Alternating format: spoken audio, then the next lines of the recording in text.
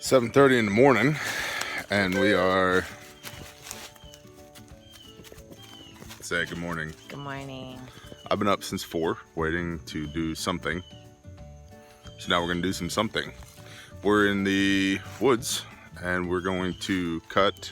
Our woods, not just anybody's woods. Shh. Anybody's woods. Coming to woods near you soon. When you hear the sound of a chainsaw, is it us? Right.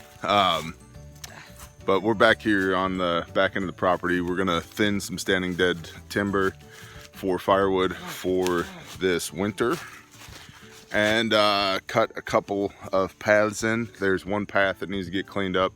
There's another path that really needs to get cleaned up, and then we're gonna make some more paths for vehicles to move through here. So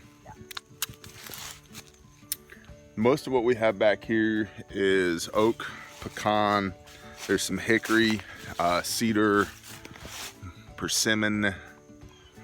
There's lots of stuff, but most of what we have back here is oak, hickory, pecan, and cedar. and cedar.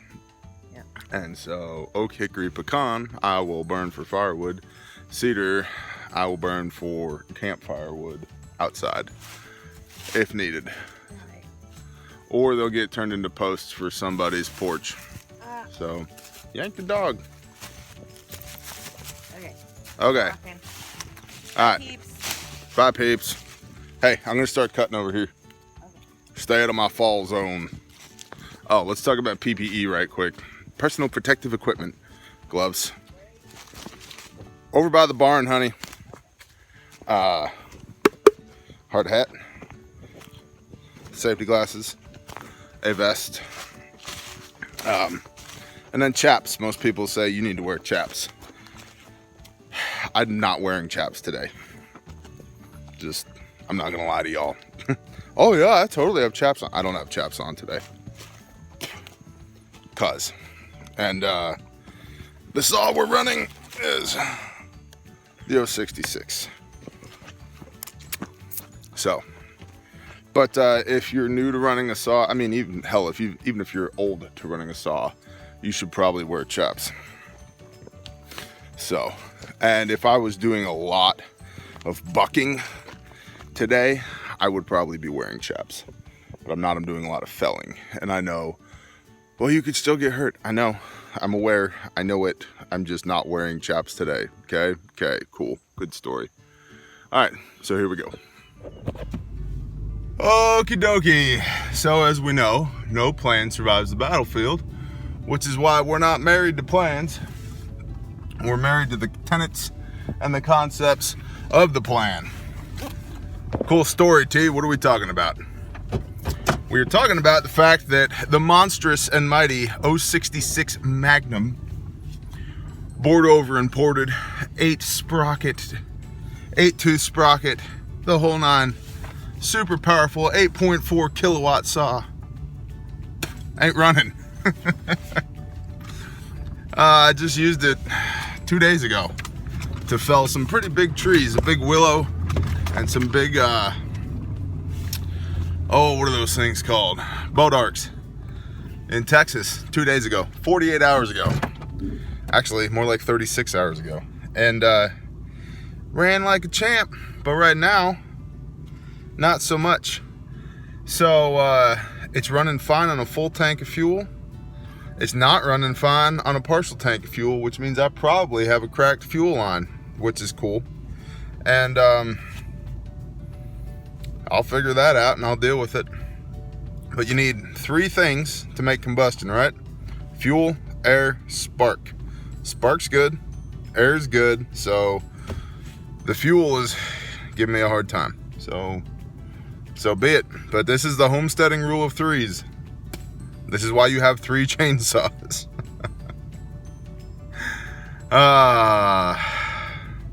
2 is 1, 1 is none. Well, 3 is 2, at least right now. And our smallest saw, the venerable 029, is out on loan. You loan people your tools? I loan my brothers my tools, and they loan me theirs. So we're actually down to one saw operational right now. That's okay. We have axes too.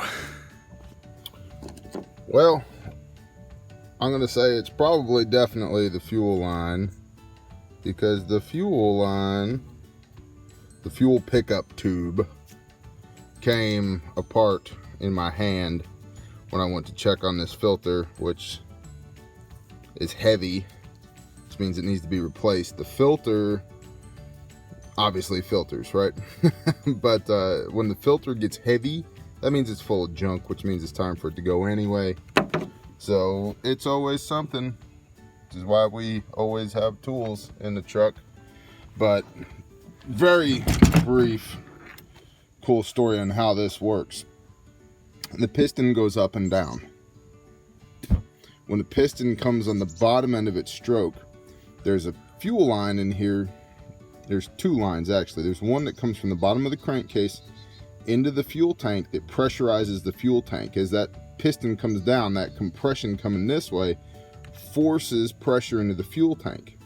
Then there's another line that would have this filter on the end of it bobbling around inside the fuel tank, that pressure pushes fuel up through this filter, through this line, up into the carburetor, where it goes through the carburetor into the top end of the cylinder to make combustion.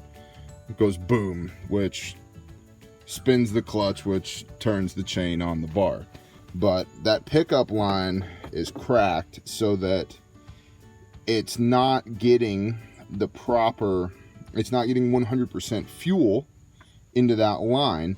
So by the time it gets here, the air fuel ratio is messed up in the carburetor, which is why the saws, it'll run at idle just fine, but once you pull the throttle to spin her up, it just basically runs at idle. That's it. So go Homestead. All right, it's pushing 9 a.m. Neither of these saws wants to run particularly well right now, which I find quite annoying. However, it's a 4-day weekend. You ever do that thing where you think you're recording a video for YouTube and then you look and you're like, I never hit the button? Yeah, I've never done that either. So neither of these two saws wants to run perfectly, which is annoying me. I don't want to be annoyed, so I'm not gonna be, because it's a 4-day weekend. Labor Day. Thank you, socialists. But I'm trying to make up my mind whether or not I'm gonna make these saw problems somebody else's problem. I might just take them to like a small engine repair shop. Not that I can't fix them myself. I don't have the bandwidth. I think this MS360 just needs new fuel caps, and it's not getting pressurized gas tank either. And I don't know what's up with the 066, but it's kind of worth the money to me right now to relieve the headache. So I might just take them to the small engine repair shop, let somebody else fix it. But we got a little bit of wood, some oak and pecan, or pecan as you Yankees say. So we're gonna go offload this, go up to the house, drink a pot of coffee, and figure out what Mama Bear's got in store for the day.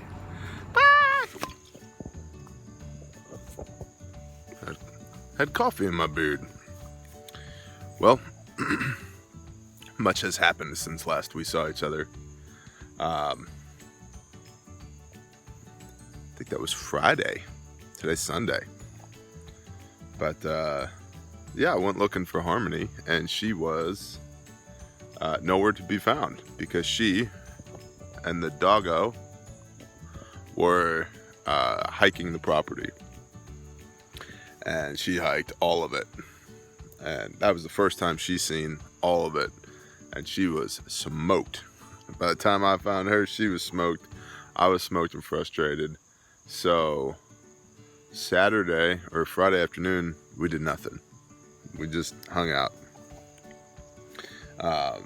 Took naps, hung out, enjoyed family time, and then Saturday was Shabbat, so we went to the Shabbat spot on the Illinois River in northern Oklahoma, and then we ducked out from there to an undisclosed location for services and fellowship with our brethren at Shofar Mountain. And we got home from that about 9:30 last night, and it's about 6:30 in the morning right now. Well, 6:45, and drinking coffee, starting my day so we can get back to homesteading, because there's some things I want to do today that need to get done. Got more planting to do. This is the weekend to plant. If we're going to get a second harvest in, this is it. So I definitely want to get that done. And as you can see, there are no row crops behind me because we returned all this back to zero, which was the goal, so that we could plant it again. So yeah, fast forward 36 hours, almost 48 hours, 40-ish hours from since we last talked. Yeah, go ahead, Ray, come over. So we are planting. It's Labor Day weekend, so right at the beginning of September, end of August. We put these black-eyed peas, I don't know if y'all can see them, in last weekend. See that?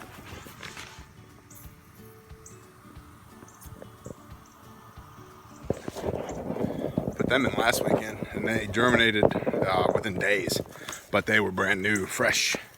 So, and that's a combination of black-eyed peas and pintos, because the baby got a little excited about bean time and mixed the two together. So what happens there happens there. That will help put nitrogen back into the soil.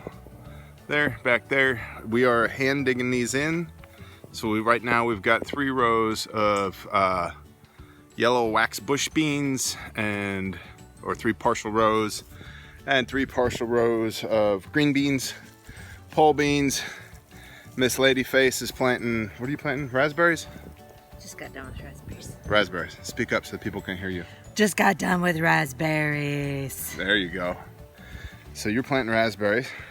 These are Cherokee purple tomatoes. Cherokee purple tomatoes. Those were delicious. Mm-hmm. Those were really good. Yeah. We gotta find a place for them. Okay, we will. Probably that 3rd row over there. There's something that wants to make a home in the back of my neck. It's driving me crazy. And we got a peach pit. Show the peeps. Got a peach pit. We got a bag full of these beans from a brother in Utah with the initials DC. Thank you, brother. You sent these to us a while ago, and we just hadn't gotten to planting them yet. So we got these black beans and some black-eyed peas as well. They're from Utah, so we'll see how they do in Arklatex and Hummus. So we're gonna plant those. And then, boy kid, you're raking over rows. You got them all raked over? Put the right back where it was. Okay, start scattering these. Oh, that's Not all of them. Okay, just like we did the rest of these. I just noticed most of these beans look like reverse black beans. They look like reverse black beans, or black-eyed peas, you mean? Black-eyed peas. Black-eyed peas, roger that. So sprinkle those down there on the end. Not all of them, just enough to get it done, okay? You can be a little generous though, okay? Okay. So planting today is what's going on, amongst other things. We mowed and straightened the house and did laundry, right, Mama? Yeah. And what else did we do today? Clean your car out from Shabbat yesterday, and I think I told you guys. No, I think it was a different video. Yeah, we went to the river and to Shofar Mountain yesterday, and we got home about 9:30 last night, and we have decided that while both are excellent experiences, we cannot do both in one day. We got to pick one or the other. So too much. Okay, we're gonna get back to planning. This is the part of the homesteading show where I tell you that this is hard work, but you should do it anyway. This is sweat coming out of my beard. Isn't this delicious? You want some of this? Yeah, let's show me a hat. Show them my hat. Yeah, I think they can see the. Oh, You just camera. that's my hat. That's sweat. Blarg. That's my armpit. That's also sweat. They love us. They love us. But the point is not that you can't do this or you shouldn't do this. It's that you can do this and you should do this. Just be prepared. Just be Just sweat. prepared. And if you got 5 pounds of fur on your face at the end of August and it's 90 plus degrees and humid, you're gonna sweat even more. But I'm ripping off Pastor Joe on one more thing. The old Pastor Joe afternoon special. You already mentioned that. No, I mentioned that to you, not to them. Oh. It's 50-50 coffee and water on ice. Say hi. Are you sweaty too? I sweaty too. I sweaty and sunburned. Sweaty and sunburnt. So, yeah, you can do it. You can do it. But don't worry about getting a gym membership unless you really want to, because if you intend to homestead and to do it by the sweat of your brow, there's plenty of sweat of your brow to go around doing this. You agree? Yeah. Yep. Now, if you throw $100,000 at a tractor and all the implements, it's not that bad. More than $1,000. I said 100,000. Oh, okay. If you throw 100,000 Yeah. at a Tractor would be nice. tractor would be real nice. And not you don't need $100,000 for a tractor. No, I mean you could get one for 10 grand. Yeah, one for 5. In fact, I've been Around these parts here. around these here parts. I've been tempted by this Mahindra of Oklahoma package that they got going on. 15 grand gets you. I think it's a 42 horse tractor, a mowing deck, a loader bucket, and a cultivator, and a 20-foot trailer. Only problem is, I don't want to come out of pocket 15 grand. You want to come out of pocket 15 grand? No debt is good debt. No debt is good debt. Amen. So, hey, come here, boy. Tell these people, is this hard work? Planning or the Everything. He's like, it's fun. Do we do hard work around here? yeah. Is it sprinkling again? Yeah. Yeah. Amen. That's good. Let's go plant while it's sprinkling. Yay.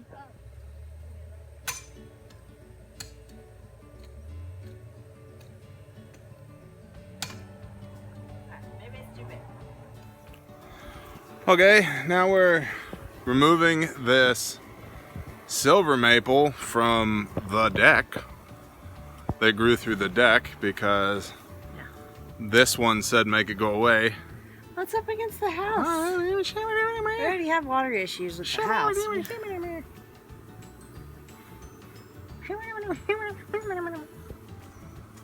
So Oh, chop off my hand. you don't need that. So Yes. yeah, as you can see, it decided to grow through Yeah, you gotta shoot the deck. underneath. Yeah, let's look down here. See that? Yeah. No pulling that one out unless we want our house to come back. Yep, so we're gonna cut that back and got a little fire started, but really, what we're really doing is praying for that big dark cloud back there to come over the top of here and make it pour rain and cool everything off so we can be like, oh, if it's raining, I guess it's time to go inside and stop for the day. That's what's really happening here. No. Yes? Well, I mean, yes, we're praying, but no, we're not going to stop. Rain doesn't stop anything. Unless it's flood rain. It's 2:11 p.m. Then it stops. All homesteading stops at 3 p.m. That is the cutoff for homesteading. Ah.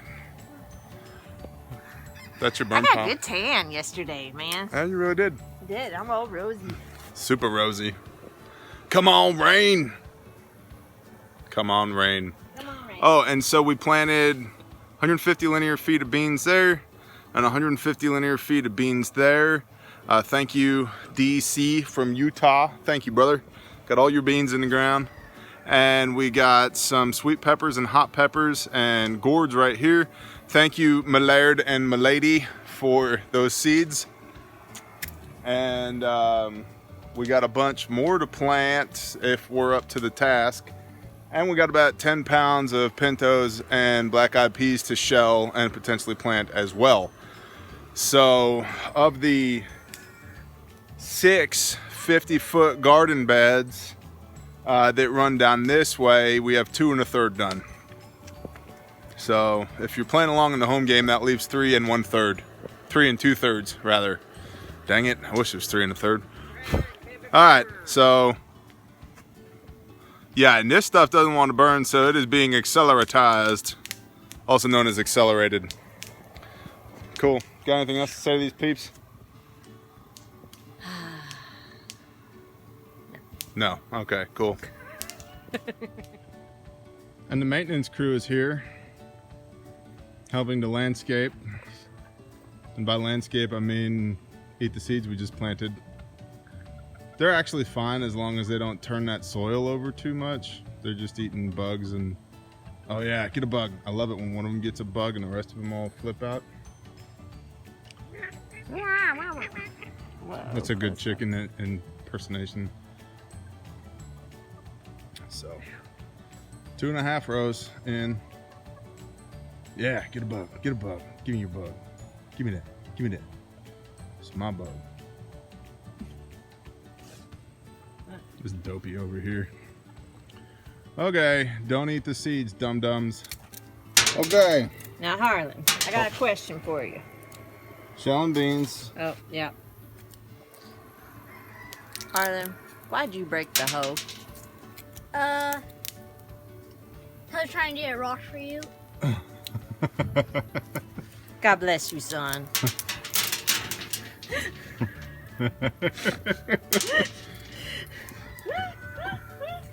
It's cool, bro. Go get another one. Alright, Things break. Just put them right over here by the adult beverages. Thank you, son. It should be a hand hoer now. It could be a hand hoer now. Should just use this. Yeah. I'll just try to use this. And that's all.